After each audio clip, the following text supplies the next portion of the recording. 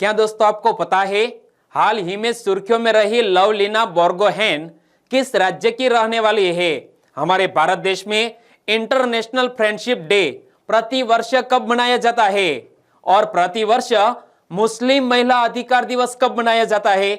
ऐसे ही 13 बड़ी खबरों को कवर करते हुए हमने आज का बोले तो 1 अगस्त 2021 का करंट अफेयर का वीडियो तैयार किया है। क्वालिटी की दृष्टि से बेस्ट यह वीडियो, आप लास्ट तक देखें। लास्ट में मैं आपसे एक क्वेश्चन पूछूंगा जिसका आंसर आपको नीचे कमेंट बॉक्स में देना है। और अभी तक आपने हमारी जीके 2020 चैनल को सब्सक्राइब नहीं किया है तो सब्सक्राइब कीजिए, पास में जो बेल आइकन है उसे भी प्रेस कर दीजिए क्योंकि आने वाले हर एक वीडियो की अपडेट आपको सबसे पहले मिले।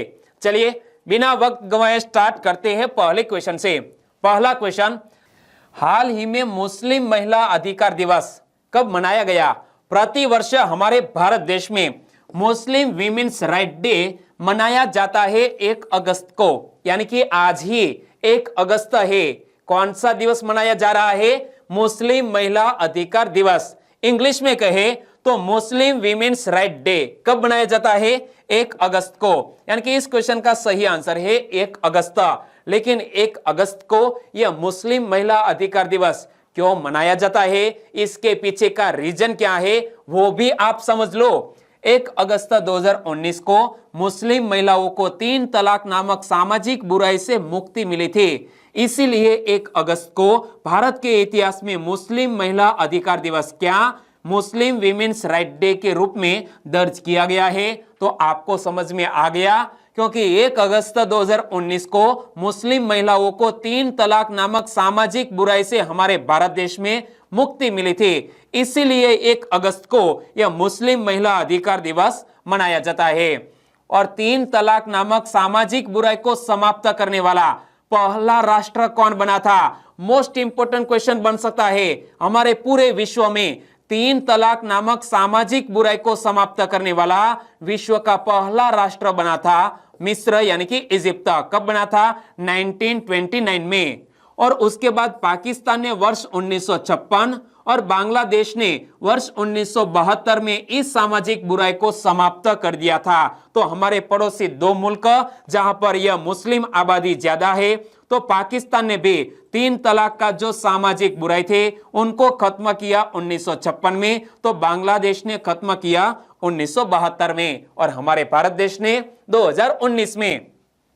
और मुस्लिम महिलाओं के संवैधानिक, मौलिक एवं लोकतांत्रिक अधिकारों को मजबूत किया गया है हमारे संविधान के तहत। तो हमारे संविधान में कौन कौन से प्रावधान है वो भी हमारे कॉन्स्टिट्यूशन के लिहाज से मोस्ट इंपोर्टेंट बात है। तो याद रखो, भारतीय संविधान में समानता के अधिकार को अनुच्छेद 14 से 18 में वर्णित किया गया है। क्या? समानता के अधिकार को हमारे संविधान के आर्टिकल 14 से 18 तक वर्णित किया गया है। और अनुच्छेद 14 क्या कहता है?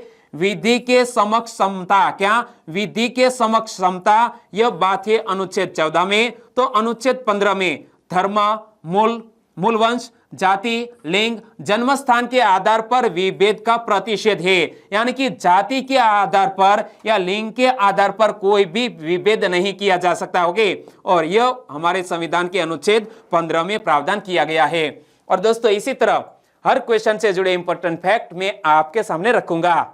हमारा यह तरीका आपको अच्छा लगता है, हमारे वीडियो की क्वालिटी कंटेंट अच्छा लगता है तो वीडियो को लाइक करना मत भूलिएगा। दूसरा क्वेश्चन है आपकी स्क्रीन पर, किस देश का चंकीलो खगोलीय परिसर विश्व विरासत सूची में शामिल हो गया है? सबसे पहले तो हाल ही में यह जो इमेज में आप देख रहे हैं यह है चंकीलो खगोलीय परिसर, जिसको हाल ही में वर्ल्ड हेरिटेज साइट में यूनेस्को ने शामिल कर लिया है। इसीलिए करंट अफेयर में आया है। हमारे भारत देश के 2, एक तो है गुजरात के धोलावीरा जो एक हड़प्पा सभ्यता का प्राचीन शहर है, उनको भी वर्ल्ड हेरिटेज साइट में शामिल किया गया है। और हमारे भारत देश में तेलंगाना में एक प्राचीन मंदिर भी है। क्या? रामप्पा मंदिर को भी वर्ल्ड हेरिटेज साइट में शामिल किया गया है। इसी तरह हमारे भारत देश में वर्ल्ड हेरिटेज साइट की संख्या हो गई है 40। कितनी? 40। लेकिन यहां जिक्र किया गया है चंकीलो खगोलीय परिसर का, जो इमेज में आप देख सकते हैं। यह किस देश में स्थित है? तो याद रखो पेरू देश में। कहां पर? पेरू देश में स्थित चंकिलो खगोलीय परिसर को वर्ल्ड हेरिटेज साइट के रूप में सूचित किया गया है। यानी कि इस क्वेश्चन का सही आंसर है पेरू। और इसी के साथ साथ भारत के अलावा और भी देशों में जो महत्वपूर्ण ऐसे ऐतिहासिक स्थान है जिसको वर्ल्ड हेरिटेज साइट में शामिल किया गया है यूनेस्को के द्वारा, तो उन सभी के बारे में बात करते हैं जो भारत देश के बाहर है। तो आइवरी कोस्ट की मस्जिद, इमेज में आप देख सकते हैं, आइवरी कोस्ट की मस्जिद पश्चिम अफ्रीकी देश में 17वीं और 19वीं सदी में सूडान से व्यापारी आए थे और मिट्टी से बनी 8 मस्जिदों को विश्व धरोहर सूची में शामिल किया गया है, जो आपके सामने इमेज में है। और पेरू का जो हमने करंट अफेयर में क्वेश्चन में बात की, तो पेरू का चंकिलो खगोलीय परिसर, क्या पेरू का चंकिलो खगोलीय परिसर, उनकी बात करें तो यहां 13 टावर बने हुए हैं। कितने? 13 टावर बने हुए हैं। और इन्हें देखने पर ऐसा लगता है कि इन्हें हाल ही में किसी इंसान ने बनाया है। क्या? हाल ही में किसी इंसान ने बनाए हैं। ऐसे 13 टावर बने हैं पेरू का यह चंकिलो खगोलीय परिसर जो आपके इमेज में सामने है। और नीदरलैंड का एक है, इमेज में आप देख सकते हैं, जिसका नाम है न्यू डच वाटर लाइन। क्या? न्यू डच वाटर लाइन, जो नीदरलैंड का एक स्थान है और इमेज में आप देख सकते हैं, उन्हें भी वर्ल्ड हेरिटेज साइट में शामिल किया गया है। और यूरोप के स्पा टाउन, यहां पर देखिए, यह है यूरोप में स्थित स्पा टाउन। और यह क्या है? 7 यूरोपीय देशों में स्थित 11 ऐतिहासिक स्पा कस्बों को यूनेस्को की विश्व धरोहर सूची में जगह दी गई है। आगे बात करें तो फ्रांस का नाइस शहर, क्या? फ्रांस का यह नाइस शहर, इमेज में आप देख सकते हैं, तो उनकी बात करें तो फ्रांस की 40 से अधिक जगहों के साथ नाइस शहर भी विश्व धरोहर वाली सूची में शामिल हो गया है। जिस तरह हमारे भारत के गुजरात के अहमदाबाद शहर को वर्ल्ड हेरिटेज साइट में शामिल किया गया, बस इसी तरह फ्रांस के नाइस शहर को भी वर्ल्ड हेरिटेज साइट में शामिल किया गया है।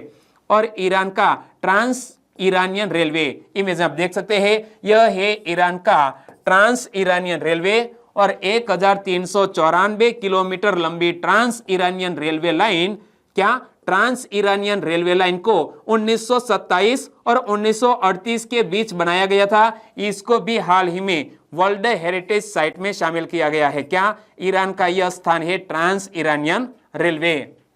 और भारत की बात करें तो भारत का रामप्पा मंदिर, इमेज में आप देख सकते हैं, यह मंदिर का निर्माण तेलंगाना के काकतीय वंश के महाराजा ने साल 1213 में शुरू करवाया था। तो यह हमारे लिए मोस्ट इंपोर्टेंट है, क्योंकि यहां से भारतीय कला और संस्कृति से जुड़ा हुआ क्वेश्चन एग्जामिनेशन में पूछ लिया जाता है।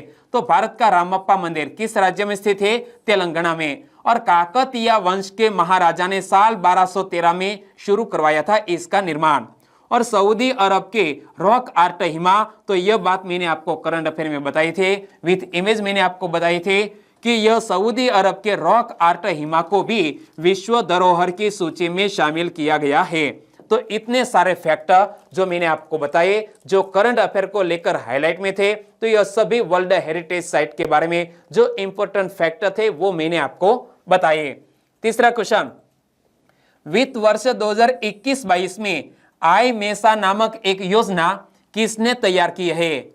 वित्त वर्ष 2021-22 में आई मेसा नामक एक योजना हाल ही में हमारे सामाजिक न्याय और अधिकारिता मंत्रालय ने तैयार की है। यानी कि इस क्वेश्चन का सही आंसर है सामाजिक न्याय और अधिकारिता मंत्रालय।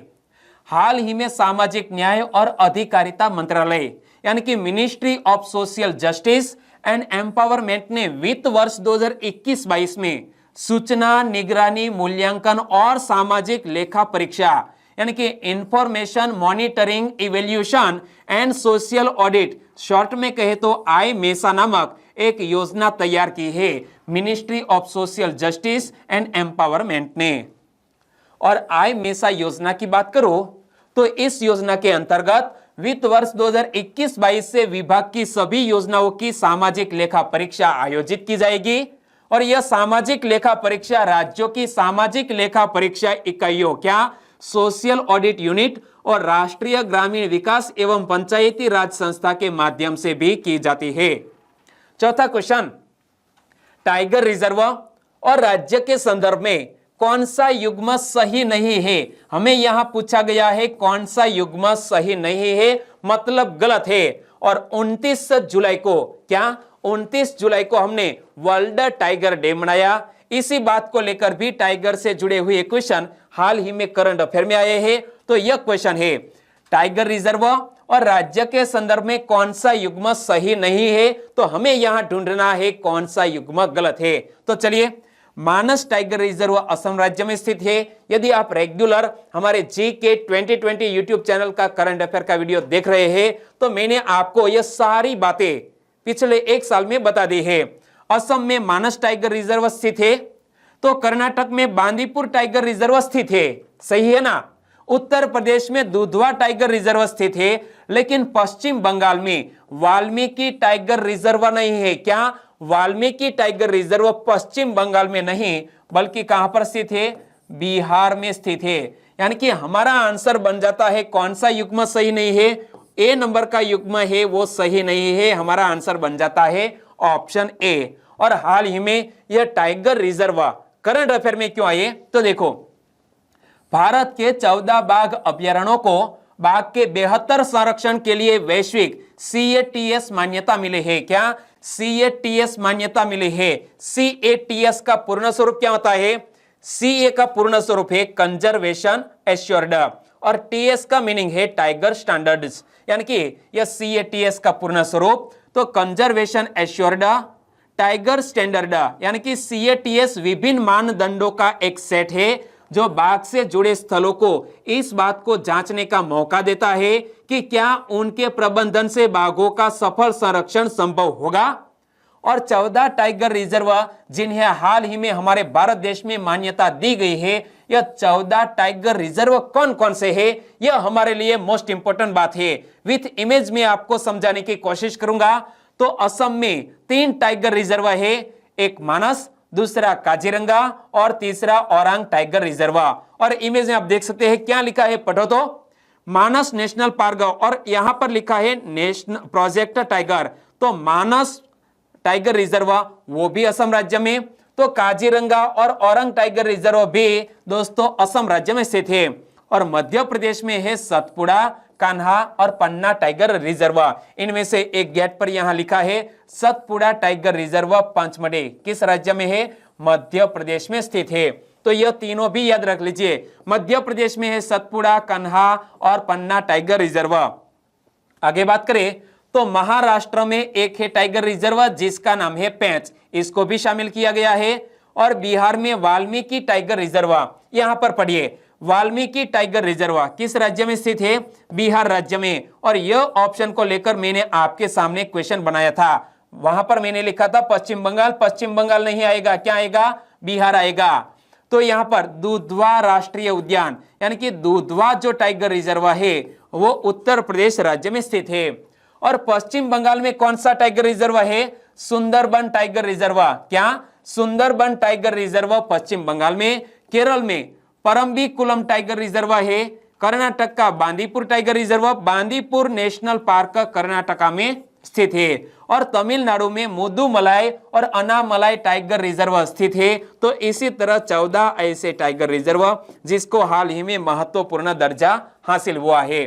पांचवा क्वेश्चन, भारत में इस साल अंतरराष्ट्रीय फ्रेंडशिप डे कब मनाया जाएगा। हमारे भारत देश में हर साल फ्रेंडशिप डे मनाया जाता है 1 अगस्त को। दोस्तों यहां कुछ गलत है, इस साल, यहां हमें पूछा गया है इस साल 2021 में अंतरराष्ट्रीय फ्रेंडशिप डे हमारे भारत देश में कब मनाया जाएगा। तो यहां दोस्तों यह जो महत्वपूर्ण दिवस है वो किसी तारीख से जुड़ा हुआ नहीं है, क्योंकि यह वार से जुड़ा हुआ है। अगस्त के पहले रविवार को प्रति वर्ष हमारे भारत देश में अंतरराष्ट्रीय फ्रेंडशिप डे मनाया जाता है। हम भारत की बात करते हैं, ओके, लेकिन हमारे भारत देश के अलावा 30 जुलाई को, कब, 30 जुलाई को और भी देश है जहां पर यह अंतरराष्ट्रीय फ्रेंडशिप डे मनाया जाता है। लेकिन इस क्वेश्चन के संदर्भ में बात करें तो भारत में इस साल अंतरराष्ट्रीय फ्रेंडशिप डे कब मनाया जाएगा, 1 अगस्त को, क्योंकि आज ही 1 अगस्त है और आज यह अगस्त का पहला रविवार भी है। क्या? अगस्त का पहला रविवार भी है और इसीलिए आज यहाँ यह महत्वपूर्ण दिवस मनाया जा रहा है। तो आप सभी को हैप्पी फ्रेंडशिप डे। और यहाँ पर पढ़िए 1 अगस्त को फ्रेंडशिप डे हमारे भारत देश में मनाया जाएगा। भारत में हर साल इसे अगस्त के पहले रविवार को मनाया जाता है और भारत में इस साल 1 अगस्त को अंतर्राष्ट्रीय फ्रेंडशिप डे मनाया जाएगा। वहीं कुछ देश इसे 30 जुलाई को भी मनाते हैं। भारत के अलावा और भी ऐसे देश हैं जो 30 जुलाई को यह अंतर्राष्ट्रीय फ्रेंडशिप डे मनाते हैं। और यह दिन खास तौर पर बच्चों के लिए खास होता है। वे बड़े उत्साह के साथ इस त्योहार को मनाने के लिए अपने दोस्तों को विश करते हैं और इस मौके पर दोस्त एक दूसरे को तोहफे देकर या फिर पार्टी करके सेलिब्रेट करते हैं या तो फ्रेंडशिप बेल्ट भी गिफ्ट करते हैं और अपने कलाइयों पर वो फ्रेंडशिप बेल्ट भी बांधते हैं। और भारत में स्कूल के बच्चे एक दूसरे को फ्रेंडशिप बैंड्स गिफ्ट करके इस दिन को खास बनाते हैं। और फ्रेंडशिप डे की शुरुआत कब हुई थी? फ्रेंडशिप डे की शुरुआत परागुआ में हुई और यहाँ पहली बार 1958 में अंतरराष्ट्रीय फ्रेंडशिप डे मनाए जाने का प्रस्ताव पेश किया गया था। कहां पर? परागुआ में पहली बार यह फ्रेंडशिप डे की शुरुआत हुई थी। और 1930 में जॉयस हॉल ने हॉलमार्क कार्ड्स के इसकी शुरुआत की थी। क्या? एक व्यक्ति था जॉयस हॉल, उन्होंने हॉलमार्क कार्ड से इसकी शुरुआत की थी। कब? 1930 में। और जिसके बाद ही संयुक्त राष्ट्र ने 30 जुलाई को अंतरराष्ट्रीय फ्रेंडशिप डे के रूप में मनाने का ऐलान किया था। यूनाइटेड नेशंस ने 30 जुलाई को अंतरराष्ट्रीय फ्रेंडशिप डे मनाने का ऐलान किया है, लेकिन हमारे भारत देश में मनाया जाता है 1 अगस्त को। यहां पर पढ़िए, इंटरनेशनल डे ऑफ फ्रेंडशिप कब मनाया जाता है? 30 जुलाई को। यह यूनाइटेड नेशंस की घोषणा है, लेकिन क्वेश्चन इसी तरह पूछ लिया जाए कि भारत देश में फ्रेंडशिप डे कब मनाया जाता है, तो अगस्त के पहले रविवार को। तो देखिए, हालांकि भारत में इसे अगस्त से पहले रविवार को ही मनाया जाता है। कब? अगस्त के पहले रविवार को ही मनाया जाता है। छठा क्वेश्चन, एक छोटे से क्षेत्र में छोटी अवधि की तीव्र वर्षा की घटना को क्या कहते हैं? दोस्तों, मानसून का सीजन जारी है और हाल ही में बहुत से राज्यों में इसी तरह की घटनाएं सामने आई है। एक छोटे से क्षेत्र में छोटी अवधि की तीव्र वर्षा की घटना को क्या कहते हैं? दोस्तों, इसे कहते हैं बादल फटना। क्या? बादल फटना। यानी कि इस क्वेश्चन का सही आंसर है ऑप्शन डी। इमेज में आप देख सकते हैं, जब बादल फटता है ना तो बस कुछ ही समय में बारिश होने लगती है और मूसलाधार बारिश होती है और दोस्तों पानी का सैलाब आ पड़ता है भूमि पर। तो बादल फटना एक छोटे से क्षेत्र में छोटी अवधि की तीव्र वर्षा की घटना है और हाल ही में भारत में कई स्थानों पर बादल फटने की सूचना मिली है। इसलिए मैंने सोचा कि आपको बादल फटने की घटना से जुड़ी हुई बात पता होनी चाहिए। तो देखो, यह लगभग 20-30 वर्ग किलोमीटर के भौगोलिक क्षेत्र में 100 मिलीमीटर प्रति घंटे से अधिक अप्रत्याशित वर्षा के साथ एक मौसमी घटना है। तो आपको पता चल गया, बारिश बहुत ही अधिक होती है जब बादल फटता है तो। और भारतीय उपमहाद्वीप में आमतौर पर यह घटना तब घटित होती है जब मानसून उत्तर की ओर और बंगाल की खाड़ी या अरब सागर से मैदानी इलाकों में और फिर हिमालय की ओर बढ़ता है, जो कभी कभी प्रति घंटे 75 मिलीमीटर वर्षा करता है। तब यह बादल फटने की घटना सामने आती है। और बादल फटने के परिणाम क्या हो सकते हैं? तो यदि बादल फटता है तो दोस्तों फ्लैश फ्लड भी आएगा, लैंडस्लाइड भी होगा, मड फ्लो होगा और लैंड कैविंग भी हो सकता है। तो इसी तरह के परिणाम बादल फटने से हमारे पृथ्वी पर आ सकते हैं। 7वां क्वेश्चन, केंदु पत्ते को निम्न में से किस राज्य का हरा सोना कहा जाता है? क्या? यह केंदु पत्ते को किस राज्य में हरा सोना कहा जाता है? इमेज आप देख सकते हैं, केंदु के पत्ते और आदिवासियों का हरा सोना है यह केंदु पत्ता। और हरा सोना किस राज्य में कहा जाता है? अरे मेरे प्यारे दोस्तों, यह ओडिशा राज्य में कहा जाता है। क्या? ओडिशा राज्य में केंदु पत्ते को हरा सोना कहा जाता है। यानी कि इस क्वेश्चन का सही आंसर है ओडिशा। और यह केंदु का पत्ता करंट अफेयर में क्यों आया? तो देखो, हाल ही में ओडिशा के कालाहांडी जिले में, कहां पर? ओडिशा के कालाहांडी जिले में कई बच्चों को केंदु, जिसे तेंदु भी कहते हैं, तो केंदु पत्ते का संग्रहण करते हुए पाया गया। इमेज में आप देख सकते हैं, छोटे या बड़े, यह केंदु के पत्ते का संग्रहण करते हुए पाया गया। किसको पाया गया है? बच्चे को पाया गया है। लेकिन राइट टू एजुकेशन के तहत यदि कोई भी बच्चा 14 साल से कम आयु का है तो इसी तरह की प्रवृत्ति में हम इसे संलिप्त नहीं कर सकते। इसीलिए करंट अफेयर में आया है यह क्वेश्चन। केंदु पत्ते को ओडिशा का हरा सोना कहा जाता है। दोस्तों यहां से यह क्वेश्चन मैंने सेट किया था कि यह केंदु पत्ते को ओडिशा का हरा सोना कहा जाता है और यह ओडिशा में सबसे महत्वपूर्ण गैर लकड़ी वन उपज में से एक है। यह केंदु के पत्ते, जिसे तेंदु भी कहते हैं, तो केंदु पत्ते का वानस्पतिक नाम क्या है? मोस्ट इंपोर्टेंट क्वेश्चन बन सकता है। केंदु पत्ते का वानस्पतिक नाम थोड़ा डिफिकल्ट है, लंबा है। चलिए मेरे साथ साथ बोलिए, डायोस्पिरोस मेलानॉक्सिलॉन। फिर से एक बार, आपने बिल्कुल सही बोला है, डायोस्पिरोस मेलानॉक्सिलॉन। और स्थानीय लोगों के बीच इसकी पत्तियों का उपयोग बीड़ी निर्माण उद्योग के लिए प्रचलित है। इमेज में आप देख सकते हैं, बीड़ी निर्माण उद्योग के लिए यह केंदु पत्ते का इस्तेमाल किया जाता है। और भारत में केंदु पत्तियों से बीड़ी का उत्पादन करने वाले राज्यों की बात करें तो मैप के जरिए मैं आपको समझाना चाहूंगा कि गुजरात, महाराष्ट्र, यह है मध्य प्रदेश, यहां पर है दोस्तों यह कौन सा है? झारखंड, छत्तीसगढ़, ओडिशा और आंध्र प्रदेश। इतने राज्यों में केंदु पत्तियों में से बीड़ियां बनाई जाती है। तो देखो, भारत में केंदु पत्तियों से बीड़ी का उत्पादन करने वाले राज्यों में मुख्य रूप से मध्य प्रदेश, छत्तीसगढ़, ओडिशा, आंध्र प्रदेश, झारखंड, गुजरात तथा महाराष्ट्र शामिल है। और मध्य प्रदेश और छत्तीसगढ़ के बाद ओडिशा केंदु के पत्ते का तीसरा सबसे बड़ा उत्पादक है। क्या? मध्य प्रदेश और छत्तीसगढ़ के बाद यह ओडिशा इस मामले में तीसरे स्थान पर है। 8वां क्वेश्चन, प्रेमचंद के संदर्भ में कौन सा कथन सही नहीं है? दोस्तों यहां हमें पूछा गया है कि प्रेमचंद के संदर्भ में कौन सा कथन सही नहीं है, मतलब कि गलत है। और प्रेमचंद जी को हमने याद क्यों किया? क्योंकि हाल ही में प्रेमचंद जी की जन्म जयंती मनाई गई और इसीलिए मैंने सोचा कि आपको यह क्वेश्चन के बारे में पता होना चाहिए। तो प्रेमचंद के संदर्भ में कौन सा कथन सही नहीं है, तो यहां हमें ढूंढना है कौन सा कथन गलत है। अरे प्रेमचंद जी का जन्म पंजाब के लायलपुर में हुआ था, यह कुछ गलत है क्योंकि प्रेमचंद जी का जन्म पंजाब के लायलपुर में नहीं हुआ था। कौन सा सेंटेंस गलत है? Option C. तो हमारा आंसर मिल गया हमें ऑप्शन सी। तो यहां हम बात करते हैं प्रेमचंद जी के।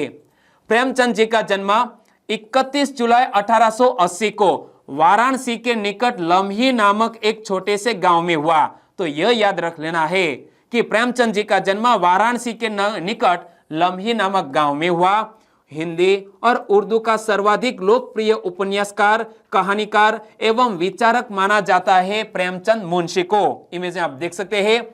और प्रेमचंद को हिंदी साहित्य का युग प्रवर्तक माना जाता है। क्या? प्रेमचंद जी को हिंदी साहित्य का युग प्रवर्तक माना जाता है। यहां से क्वेश्चन पूछ लिया जा सकता है, हिंदी साहित्य का युग प्रवर्तक किसको माना जाता है? प्रेमचंद को। और उन्होंने एक हिंदी लेखक के तौर पर लगभग दर्जन भर उपन्यास, 250 लघु कथाएं और कई निबंधों की रचना की। और प्रेमचंद मुंशी का निधन 8 अक्टूबर 1936 को हुआ। कब? 8 अक्टूबर 1936 को।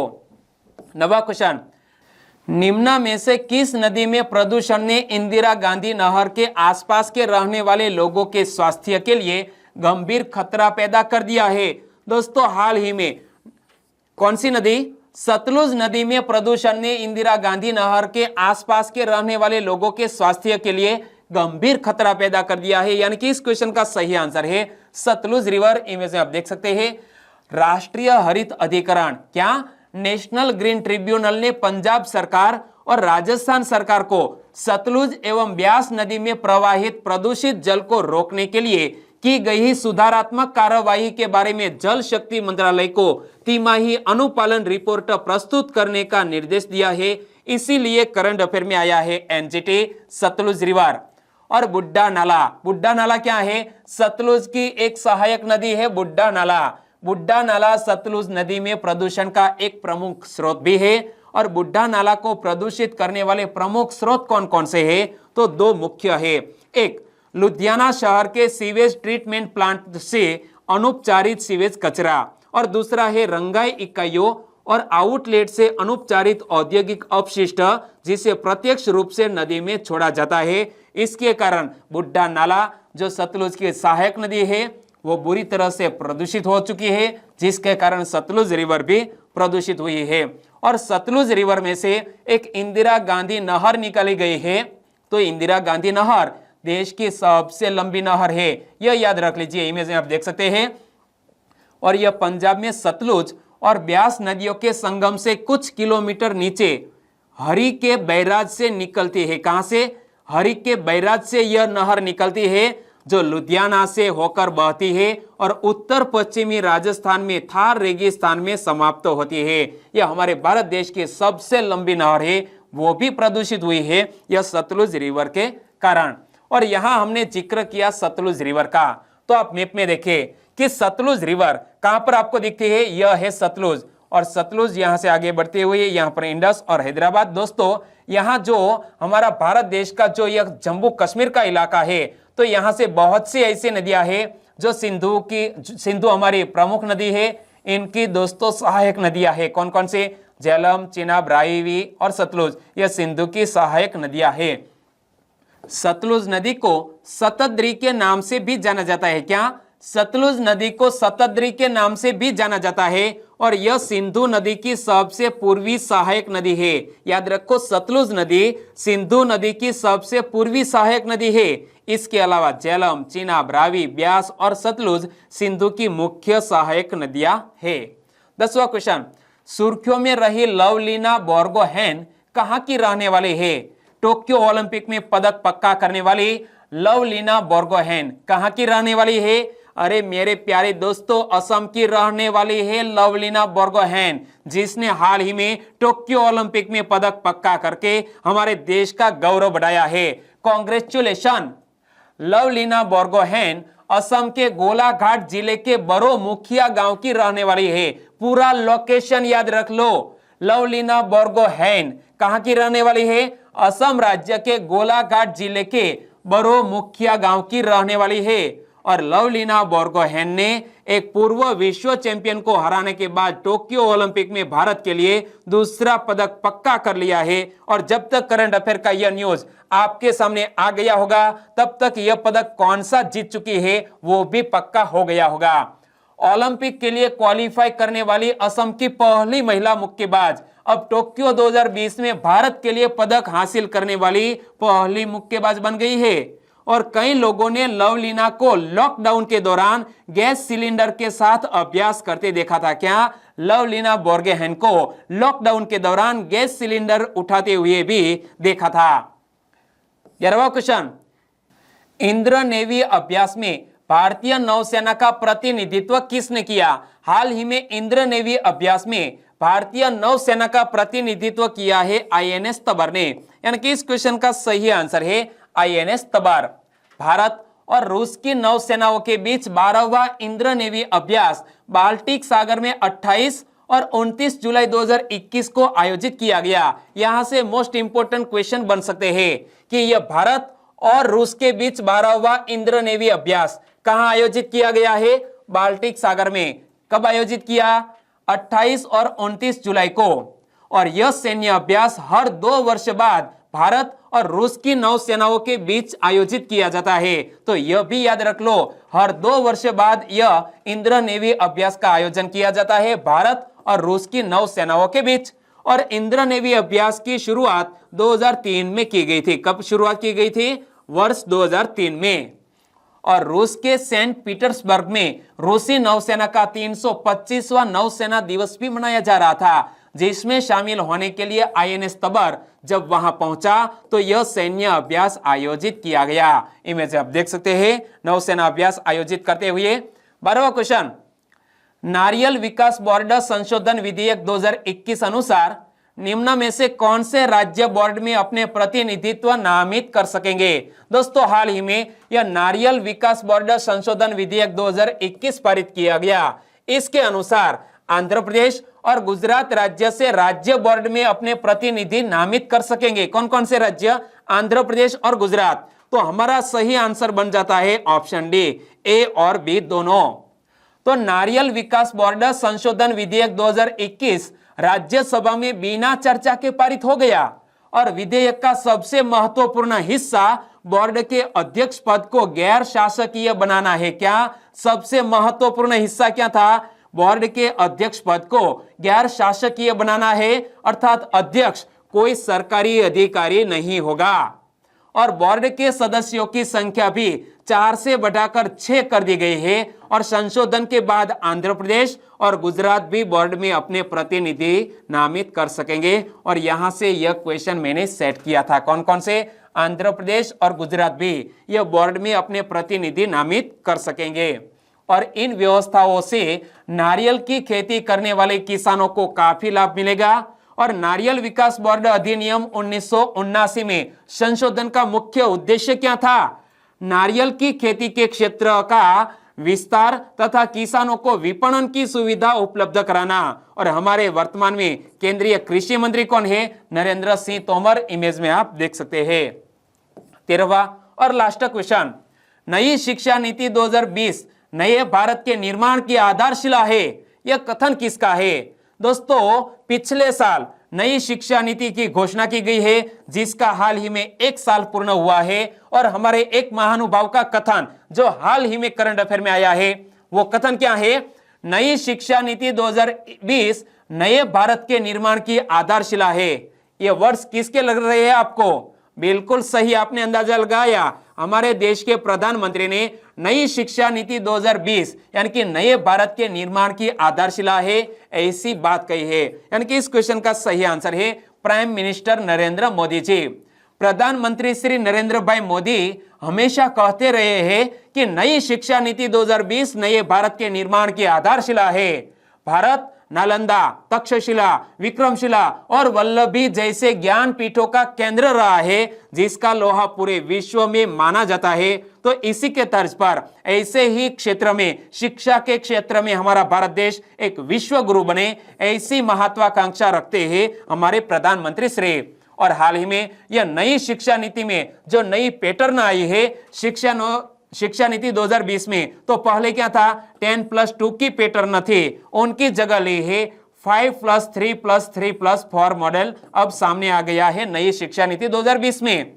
तो 10+2 मॉडल को 5+3+3+4 मॉडल में बदलने से लेकर होलिस्टिक प्रोग्रेस कार्ड जैसे अनेकों ऐसे कदम उठाए जाएंगे जो शिक्षा व्यवसाय में क्रांतिकारी परिवर्तन साबित होंगे।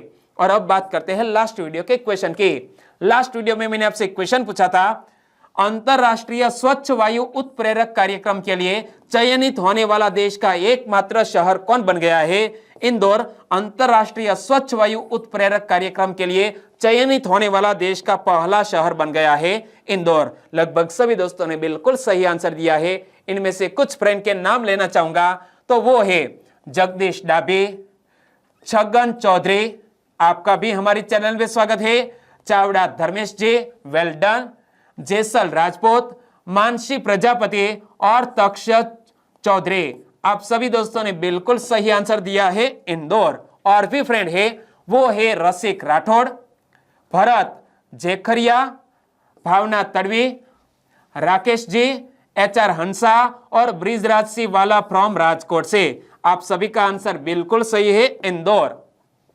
तो रोशनी प्रजापति, कुंवरिया प्रियंका, करण कनौजिया, गोसाई मनीष, कैम्स स्टडी अड्डा नामक कोई फ्रेंड है, आपका आंसर बिल्कुल सही। और किंजल प्रजापति, सभी दोस्तों को सही आंसर देने के लिए बहुत बहुत धन्यवाद। और आज के वीडियो का क्वेश्चन ये रहा स्क्रीन पर, 1 से 7 अगस्त तक कौन सा सप्ताह मनाया जाएगा? दोस्तों आज ही है 1 अगस्त, 1 अगस्त से लेकर 7 अगस्त तक कौन सा सप्ताह मनाया जाएगा? सही ऑप्शन चुनिए और आंसर दीजिए नीचे कमेंट बॉक्स में। और वीडियो वाकई में आपको अच्छा लगा है, हेल्पफुल लगा है, तो आपके दोस्तों को फेसबुक, व्हाट्सएप या टेलीग्राम के जरिए इस वीडियो की लिंक शेयर करना मत भूलिएगा। बस छोटी सी उम्मीद के साथ वीडियो खत्म करते हैं, फिर मिलेंगे नए करंट अफेयर वीडियो के साथ।